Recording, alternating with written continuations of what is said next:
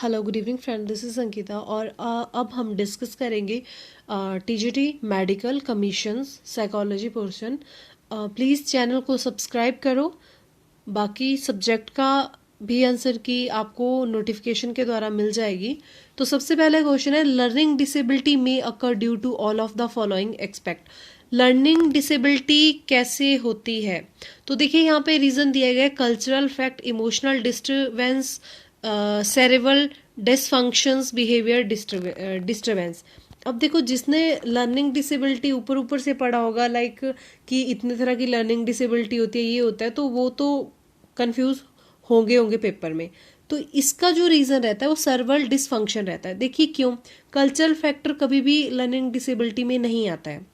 Emotional और behaviour culture भी कहीं इंक्लूड हो जाता है, लेकिन सेरेबल डिसफंक्शन का मतलब होता है जब आपका माइंड, जिसके डिफरेंट फंक्शन होते हैं, वो पूरी तरह से ग्रो नहीं हो पाता। ठीक है, something affect development of brain. मैंने वहाँ पे लिखा भी हो रेड पेन से, कोई ऐसी चीज़ जो आपके ब्रेन के को डेवलप होने से रोकती है, उसको बोलते हैं, उसके कारण होती है आपकी लर्निंग डिसेबिलिटी।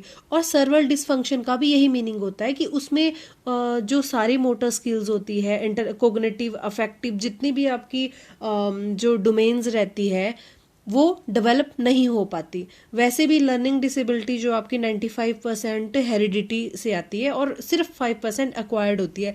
5% एक्वायर्ड का मतलब है कि जैसे कोई अच्छा भला इंसान है, उसका माइंड प्रॉपर ग्रो है, लेकिन कहीं उसका एक्सीडेंट हो जाता है या ब्रेन का ऑपरेशन हो जाता है, तो उसमें लर्निंग डिसेबिलिटी आ जाती है, तो वो हुआ 5% एक्वायर्ड। तो इसका सही आंसर है सर्वल डिसफंक्शंस। अगला क्वेश्चन है, एज ऑफ नेक्स्ट क्वेश्चन है, when a teacher prepare a teaching plan for the student of his class then he has to keep in mind. जब एक टीचर क्लास में टीचिंग के लिए plan करता है तो उसको क्या माइंड में रखना चाहिए? तो यहाँ पे ऑप्शन में दिया गया है कि बच्चे की एज, उसकी mental as, environment, economic environment. तो इकोनॉमिक इन्वायरमेंट तो मैटर ही नहीं करता। गरीब का बच्चा है, अंबानी का बच्चा एक ही क्लास में पढ़ रहा है, हमें उससे कोई लेना देना नहीं। हमें सिर्फ इतना पता होना चाहिए इंडिविजुअल डिफरेंसेस के तौर पे कि बच्चे की एज क्या है और उसके माइंड की एज कितनी है। ठीक है, तो इसका आंसर होगा बोथ ए एंड बी। ये तो 99 लोगों ने कर ही लिया होगा परसेंट। नेक्स्ट है, मोटिवेशन इज अ। मोटिवेशन क्या है? तो मोटिवेशन कोई रीजन होता है एक्शन करने का। तो ये यहाँ पे ऑप्शन में दिया है, फिजिकल स्टेट है, न्यूरल स्टेट है, हैंडीक्राफ्ट बेस है, या ऑल ऑफ दीज है। तो देखिए, फिजिकल स्टेट, अगर आपको भूख लगेगी तो आप खाना खाओगे, तो वो क्या, आपको कैसे पता चलेगा कि आप खाना खाने के लिए मोटिवेट हो रहे हैं? एक्चुअली मोटिवेशन एक फ्लो ऑफ एनर्जी होता है हमारी बॉडी में। आप किसी चीज़ के लिए मोटिवेट, मैं आपको बोलूँ कि आपको कोई ये टेस्ट क्लियर करना ही है, मैं आपको मोटिवेट करूँगी, तो आपकी एनर्जी में, आपकी बॉडी में एक एनर्जी फ्लो करेगी। तो मोटिवेशन यही होता है, केमिकल्स रिलीज होना, एनर्जी का फ्लो करना, ब्रेन्स की एक्टिविटी, ये सारा मोटिवेशन में आता है। तो न्यूरल लेवल पे क्या होएगा कि आपको, आपके माइंड को एक सिग्नल मिलेगा कि आपको भूख लगी है। फिजिकल स्टेट में क्या एक्टिविटी होगी कि आप खाना उठा के खाओगे। अब आपके माइंड ने आपको, आप खाना खाने के लिए मोटिवेट हो, लेकिन आप हाथ ही नहीं उठा रहे हो खाना खाने के लिए, तो आपका एक्शन कंप्लीट नहीं होगा। और हैंडीक्राफ्ट वेस्ट भी मोटिवेशन होता है, तो इसमें ऑल ऑफ दीज रीजन होएगा। Next is a basic education is. तो बेसिक एजुकेशन तो आपका आज का टॉपिक ऑफ द डे बन गया है। बेसिक एजुकेशन क्या है? हैंडीक्राफ्ट वेस है। हैंडीक्राफ्ट कोई एक्टिविटी वेस बोलते हैं। और चाइल्ड सेंटर अप्रोच, जब हैंडीक्राफ्ट आ गया, कोई कुछ भी हाथ से करने की बात आ गई, लर्निंग बाय डूइंग की बात आ गई, तो बच्चा तो बीच में आ ही गया, चाइल्ड सेंटर एजुकेशन उसको मान लिया गया, तो ऑल ऑफ दीज इसका आंसर होगा। वैसे भी मैंने आपको पहले बताया हुआ है प्रीवियस वीडियो में कि जहाँ पे मैक्सिमम आंसर पॉजिटिव में जाते हैं वहाँ पे ऑल ऑफ दीज ही होता है। आपको ऑल ऑफ दीज में एक चीज़ देखनी होती है कि कहीं नेगेटिव बात तो नहीं कही गई है, बाकी maximum answer all of these ही होते हैं। क्योंकि पॉजिटिविटी में आप एनालाइज नहीं कर सकते कि क्या, कौन ज़्यादा पॉजिटिव है और कौन नेगेटिव है, ज़्यादा कम पॉजिटिव है, सॉरी। अगला क्वेश्चन है, विच of the following is not a characteristics of mental retardation. देखिए, मेंटल रिटार्डेशन भी वही आ गया, पीछे पूछा था कि डिसेबल और मेंटल रिटार्डेशन का नॉन मेडिकल में था, यहाँ पे मेंटल रिटार्डेशन के करेक्टरिस्टिक पूछे। तो एज आई टोल्ड यू कि मेंटल रिटार्डेशन का मतलब होता है कि जिनका आईक्यू लेवल एवरेज से कम होता है। अब एवरेज आईक्यू क्या होता है? 90 से 90 से 90 से 100 के बीच में ले लो आप, 90 से नीचे चला गया तो वो मेंटली रिटार्ड हो गया, मतलब उसके साथ कुछ समस्याएं होने लग गई जो उसको एक नॉर्मल चाइल्ड से अलग करती है। लाइक वो कईयों का आपने देखा होगा कहीं भी कि कुछ बच्चे होते हैं उनके हाथ पांव सही से वर्क नहीं करते, माइंड सही से वर्क नहीं होता, वो काफ़ी एज काफ़ी बड़ी हो गई होती है लेकिन वो एक छोटे बच्चे की तरह उनका माइंड एक्शन देता है, ठीक है, मुंह से सलाइबा गिर रहा होता है। तो ये सारी मेंटल रिटार्डेशन के कैरेक्टरिस्टिक्स है। तो आईक्यू लेवल 25 to 70 मतलब 90 से कम है तो ये तो कैरेक्टरिस्टिक रहा। Learning is a slow place, obviously जिसका आईक्यू ही कम है तो लर्निंग तो स्लो होएगी उसकी। पुअर अडेप्टेशन विद एनवायरनमेंट, हाँ अभी कोई भी आपने देखा होगा जिसको आप बोलते हैं हैंडीकैप्ड चाइल्ड होते हैं तो वो एनवायरनमेंट को अडेप्ट नहीं कर पा रहे होते हैं, हमारी तरह कहाँ एनवायरनमेंट को अडेप्ट करते हैं वो।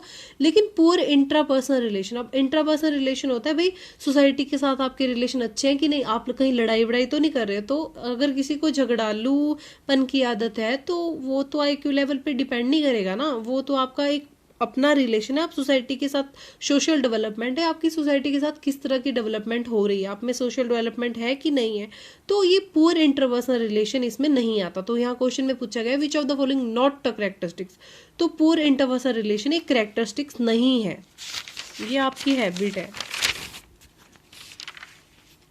नेक्स्ट है the best argument for group intelligence test is that, अब ग्रुप इंटेलिजेंस टेस्ट में सही आर्गुमेंट क्या था, लीस्ट एक्सपेंसिव, ये कोई बात नहीं हुई कि कम एक्सपेंसिव है, less tension producing than individual test, कम स्ट्रेस प्रोड्यूस करता है एक इंडिविजुअल टेस्ट से, ये भी कोई बात नहीं। Providing the teacher with a diagnosis information, क्या जब आपका इंडिविजुअल टेस्ट होएगा ग्रुप में नहीं होगा तो क्या टीचर डायग्नोसिस करेक्ट नहीं करेगा, ये गलत बात है। Treat all the children equally, तो यहाँ पे जो सही सा ऑप्शन दिख रहा है वो यही दिख रहा है, treat all the children equally, क्योंकि ये तो कोई बात नहीं हुई कि ग्रुप इंटेलिजेंस टेस्ट सस्ता है या फिर वो कम टेंशन देता है या फिर वो उसमें टीचर एक डायग्नोसिस की तरह बिहेव करेगा, वो तो इंडिविजुअल में भी करेगा। तो treat all the children equally, बाकी तो सारा HP के आंसर की सेट करने वालों के IQ के ऊपर है, लेकिन इसका आंसर यही है। फैक्चुअल क्वेश्चन है, who was the pioneer of the thought of pragmatist, मतलब बेसिकली प्रैग्मेटिस्ट अप्रोच के बारे में किसने बात की थी, तो प्रैग्मेटिस्ट अप्रोच आपको पता है, हमने लास्ट 2 वीडियो में बार बार मैंने बोला था जॉन डीवे इनके ऊपर क्वेश्चन आया था। देखो प्रीवियस वीडियो में, आप फिर मैं बोल रही हूँ कि क्वेश्चन घूम रहे हैं, आ रहे हैं 2016-14, अभी तो मेरे पास बहुत क्वेश्चन रह गए प्रीवियस ईयर के डिस्कस करने को, लेकिन टेस्ट पहले आ गया, इसमें प्रीवियस ईयर का रोल रहता ही है, आप देख सकते हैं। John डीवे practical approach pragmatist approach से थे।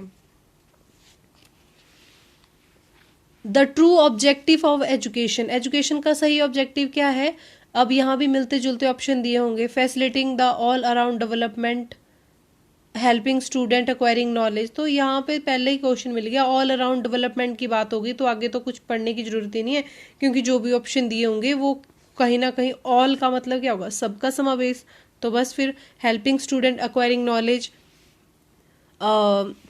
नेक्स्ट है preparing student for job, making student able so that they can earn living, तो सारा ऑल अराउंड डेवलपमेंट में आ गया, तो इसका सही आंसर है फर्स्ट, ऑल अराउंड का मतलब सारे ऑप्शन इंक्लूड कर लिए इसने अपने में। नेक्स्ट है if education is made vocational oriented this will lead to, अब एजुकेशन को अगर वोकेशनल ओरिएंटेड बना दिया जाए तो क्या होगा, improved in the economy of the nation, ये भी बात है। Increasing of interest of student, जरूरी नहीं है वोकेशनल एजुकेशन इंटरेस्ट करे, तो ये तो गलत बात है। रिडक्शन इज द एम्प्लॉयमेंट, जरूरी नहीं है। और efficient utilisation of time and money, तो देखिए 1 and 3 और 4 में थोड़ा कन्फ्यूजन है, लेकिन जो सही आंसर है वो efficient utilisation of time and money होगा, क्योंकि ये जरूरी तो नहीं है कि आप वोकेशनल एजुकेशन दे रहे हो तो वो अनएम्प्लॉयमेंट को ख़त्म कर रहा है, ठीक है। Efficient utilisation of time and money का मतलब है कि आप सीधे सीधे, जैसे आपको वकील बनना है तो आपको शुरू से ही वकालत का पढ़ाया जाए तो आपको ग्रेजुएशन में कुछ और पढ़ने की ज़रूरत नहीं, आप ना ही अलग कोर्सेज में अपना टाइम वेस्ट करे हो ना ही मनी वेस्ट करे हो। आपको मान लो आपको एक कोरियोग्राफर बनना है ठीक है, तो आप वही जो भी प्रोनाउंसिएशन है, sorry for my pronunciation, choreographer जो भी बोलते हैं उसको, तो आपको वही चीज़ सिखाई जाएगी, उसी से आपकी अर्निंग होगी। तो सही बात है कि आपका टाइम और मनी सेव हो रहा है इससे। बाकी चीज़ें नहीं बोल सकते, आपकी नेशन की इकनॉमी बढ़ रही है, या फिर आप बच्चों का इंटरेस्ट बढ़ रहा है, या फिर अनएम्प्लॉयमेंट खत्म हो रही है। तो सही आंसर 4 है। The next one is A normal child of 12 year of age is most likely to वैसे तो इसका आंसर फर्स्ट है, लेकिन इसको मैं थोड़ा सा एनालाइज और करूँगी। ये एक थ्योरी पे बेस्ड है, तो उस थ्योरी को आपके साथ डिस्कस करूँगी। तो इसका आंसर मैं डिटेल में एक अलग वीडियो में दूंगी, इसके लिए sorry and thank you. Please subscribe the channel.